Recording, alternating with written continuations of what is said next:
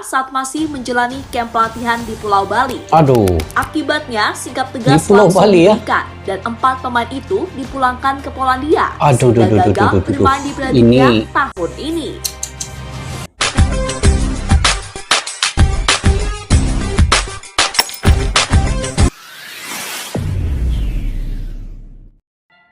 Assalamualaikum dan salam persaudaraan, salam olahraga, dan juga kita berbicara terkait dengan sepak bola, guys. Oke, hari ini 8 November ya, tanggal 8. Jadi hanya tinggal 2 hari lagi untuk Piala Dunia U17 ini akan memulakan tirainya di pembukaan di Stadion Gelora Bung Tomo. Jadi bermacam-macam sudah Karina, guys, bermacam-macam sudah timnas sepak bola dari 24 negara, termasuklah Brazil, Inggris, Jerman, Meksiko, Prancis, Korea Selatan, Argentina, Jepang, Senegal, Amerika Serikat juga ada, Uzbekistan, Spanyol juga ada, dan di tim E, grup E itu ada Indonesia, Ekuador, Maroko, dan juga Panama. Jadi 24 negara ini akan mengambil bahagian di 4 stadion yang telah disediakan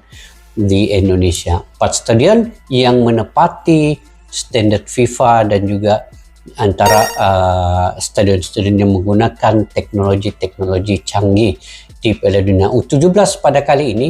Jadi kesemua tim sudah tiba, penggemar sepak bola sudah tiba, dan juga para wisatawan juga, selain daripada ingin melihat sepak bola Piala Dunia 17 ini, mereka juga ingin mengenali sedikit sebanyak terkait dengan negara Indonesia yang mana wisatanya begitu banyak sekali dan mereka ingin berlibur di sana. Jadi ada berbagai ragam cerita yang ada di Indonesia ketika Piala Dunia U17 ini berlangsung. Saya memohon maaf tidak dapat pergi ke Indonesia, walaupun jadwal asalnya itu ingin pergi melihat Piala Dunia U17 ini, tetapi oleh karena saya ini masih ada urusan di Malaysia, saya ini bekerja, guys, bekerja di sebuah kantor, jadi itu tidak mendapat cuti yang banyak sangat, dan saya tidak dapat pergi ke Indonesia. Memohon berbanyak kemaafan. Insyaallah di lain hari, di lain waktu saya akan pergi ke Indonesia juga. Tetapi ini sayang ya, momen Piala Dunia ini sangat sayang tidak dapat pergi. Apapun mungkin ada hikmahnya. Jadi dalam video hari ini, guys, saya ingin mereaksi satu video yang mana video ini kita lihat berbagai ragamnya dan juga berbagai kontroversi yang ada di Piala Dunia U17 ini. Antaranya inilah dalam video kali ini. Jadi daripada channel GL News Spot ya, kepada yang baru ketemu channel ini, kalian boleh subscribe, like, share, dan komen juga. Oke, guys, tanpa berbasa-basi, yuk kita simak dulu video ini. Pada Piala Dunia Qatar tahun lalu, kita pasti teringat dengan beberapa kontroversi yang terjadi. Salah satu kontroversi yang paling menyita perhatian adalah maraknya isu LGBT di turnamen 4 tahunan tersebut. Isu LGBT. Contoh negara yang begitu ngebet ini di melakukan Qatar kampanye itu, LGBT adalah Jerman. Hingga akhirnya negara itu mendapatkan karmanya dengan pulang terlebih dahulu dibandingkan dengan tim-tim yang lain. Kini di Piala Dunia Indonesia ternyata juga ada kontroversi yang terjadi. Meski tidak seviral yang ada di Qatar, namun tetap saja kontroversi tersebut menarik untuk diperhatikan. Lantas kontroversi apa saja guys, ya? yang dimaksud? Berikut ini adalah jawabannya. Oke, kita lihat masing-masing, guys. Oke, sebelum itu jangan lupa subscribe, like, dan share juga channel ini dalam video ini, yaitu GL News and Report ya. Oke, kita lanjut, guys. 8 kontroversi di Piala Dunia Indonesia. Wow, belum bermula lagi, tapi sudah ada kontroversi. Kontroversi apakah itu, guys? 4 pemain Polandia dipulangkan gara-gara pesta miras. 4 pemain Polandia dipulangkan. Bermain di Piala Dunia tentunya adalah impian bagi setiap pemain, termasuk impian yang akan didapatkan oleh para pemain Polandia. Sayangnya, beberapa hari yang lalu, 4 pemain Polandia yang melakukan sebuah kesalahan fatal. kesalahan itu adalah saat mereka berpesta dengan minuman-minuman keras. Itu dilakukan mereka saat masih menjalani kamp pelatihan di Pulau Bali. Akibatnya sikap tegas langsung diberikan dan 4 pemain itu dipulangkan ke Polandia sehingga gagal bermain di Piala Dunia tahun ini. Kita tengok. Terjadi skandal di timnas Polandia U17 jelang Piala Dunia. 4 pemain kedapatan minum alkohol saat training camp langsung dan akan dipulangkan ke negara asal. Dorang pergi liburan pula duluan sebelum bermain. Jadi inilah akibatnya. Jadi dalam sepak bola ini mesti ada disiplin lah kan guys. Sebab itu saya suka cara Sinteyong. Kalau Sinteyong ini dia utamakan disiplin itu duluan. Itu nomor 1.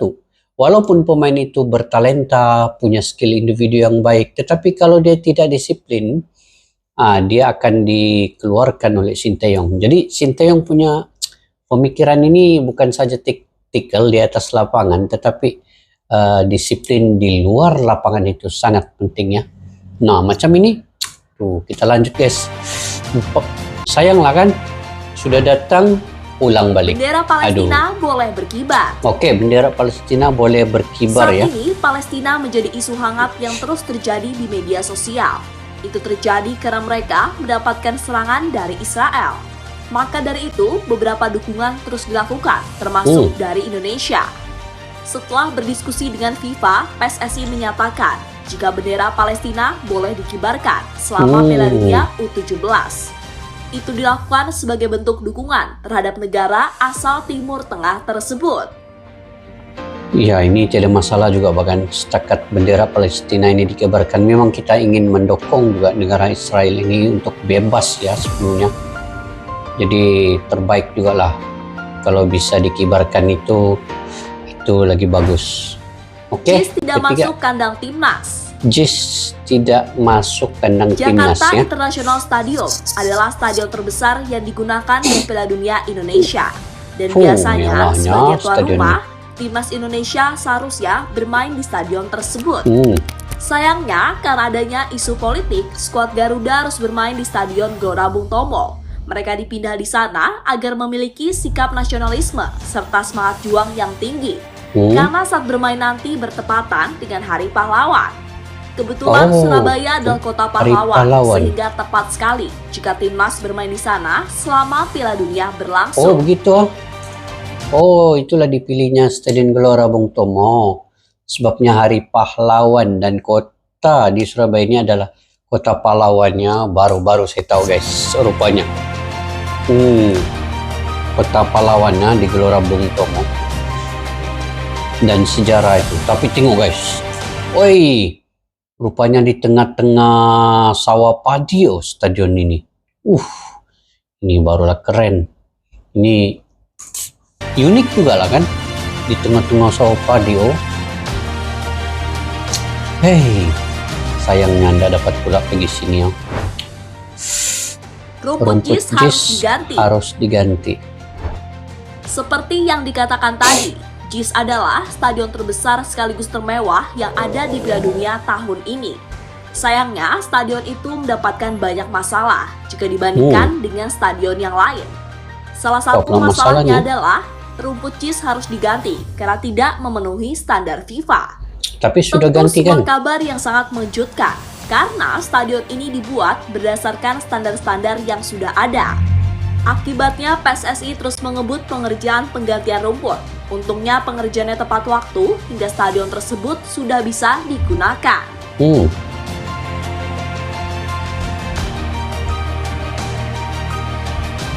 Tapi ini selesai sudah nih. Sudah ada rumput yang baru. Rumput alami juga ada rumput sintetik ya. Jadi cantik sudah JS nih. Tidak masalah sudah. Oke, stadion di tengah sawah. Ini. Banyak peserta Piala Dunia yang baru pertama kali datang ke Indonesia, termasuk Ekuador yang akan menjadi lawan timnas di grup A nanti. Wakil Amerika Selatan itu saat ini juga sudah berada di Surabaya untuk melakukan persiapan. Namun dalam persiapan tersebut, pelatih Ekuador kaget karena stadion yang bakal mereka gunakan terletak di tengah sawah. Di Tapi tengah meski sawah. berada di tengah sawah, dirinya salut dengan fasilitas yang ada. Saya awalnya bingung melihat suasana stadion di sini. Beberapa area di sekitarnya tidak terlihat ada gedung-gedung untuk istirahat, dan yang ada hanya area persawahan. Awalnya saya mengira kalau fasilitas di dalam stadion akan buruk, tapi ternyata mereka punya stadion yang megah dan besar. Saya harus mengapresiasi mereka yang mempersiapkan stadion semegah ini di area persawahan. Betul-betul Diego Martinez pada media. Woi, kalau ditengok memang betul lah. Dia dikelilingi oleh persawahan, tapi rupanya ternyata ada stadion di tengah-tengah sawah tuh kan guys. Hebat juga dia punya arsitek nih. Oke, penolakan timnas Israel. Kontroversi ini memang tidak terjadi di Piala Dunia U17. Namun berkat kontroversi tersebut, Piala Dunia U20 yang seharusnya dimainkan di Indonesia harus batal terlaksana. Kontroversi ini bermula saat timnas Israel lolos ke Piala Dunia U20. Sebagai negara yang sentimen terhadap Israel, salah satu tokoh politik Indonesia secara terang-terangan menolak kedatangan timnas tersebut. Akibatnya FIFA akhirnya menghapus status tuan rumah Indonesia. Tak hanya masalah Israel, FIFA juga menyoroti kasus tragedi Kanjuruhan. Dua masalah itulah yang disinyalir menjadi penyebab batalnya Piala Dunia U20 di Indonesia. Tapi ada hikmahnya juga kan guys. Ada Israel masuk ke itu, lolos, dengan Kanjuruhan jadi batal U20. Hikmahnya U17 ini dibuat lagi persediaan yang rapi untuk Indonesia kesemuanya. Bima Sakti coret 5 pemain diaspora. Alamak. Sebagai tuan rumah, Indonesia harus melakukan persiapan maksimal agar tampil baik di turnamen nanti. Salah satu persiapan yang dilakukan adalah menjalani TC di negara Jerman. Selain itu, Oke guys, sebelum itu apa pandangan kalian terkait dengan timnas U17 ini di bawah Bima Sakti? Bagaimana persiapan, persediaan dan juga dengan pemain-pemain yang ada? Bagaimana kalian melihat sampai mana, sejauh mana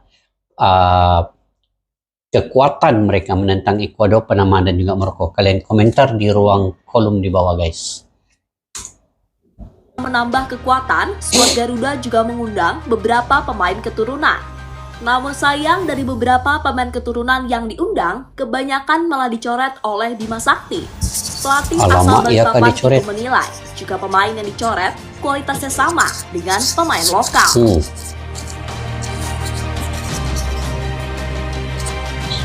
Sayang pula kan kalau pemain-pemain diaspora ini. Tapi ada 3 orang kan pemain keturunan sini. Welbe Jadim, Jidabin dengan satu lagi tuh. Coyun Damanik gagal membela timnas. Oh, ini Coyun Damanik ini gagal ya. Dari beberapa pemain yang dicoret, Bima Sakti memutuskan untuk mempertahankan 3 pemain keturunan. Itu 3 tuh. Mereka adalah Welber Jadim, Amar Brik hingga Coyun Damanik. Oh iya. Namun sayangnya, Coyun Damanik gagal membela timnas di Piala Dunia nanti. Alasannya adalah karena pemain kelahiran Swiss itu tidak memiliki paspor Indonesia. Itu terjadi karena saat Damanik lahir, kedua orang tuanya sudah menjadi warga negara asing dan melepas statusnya sebagai warga negara Indonesia. Jadi ada 3 sialah. Jidabin, Welbe Jadim dengan Amar Wabrik. Oke lah 3 nih. Cuma kurang lagi lah kan. Sebab jadi ini Piala Dunia. Jadi kontroversi yang terjadi di Piala Dunia Indonesia.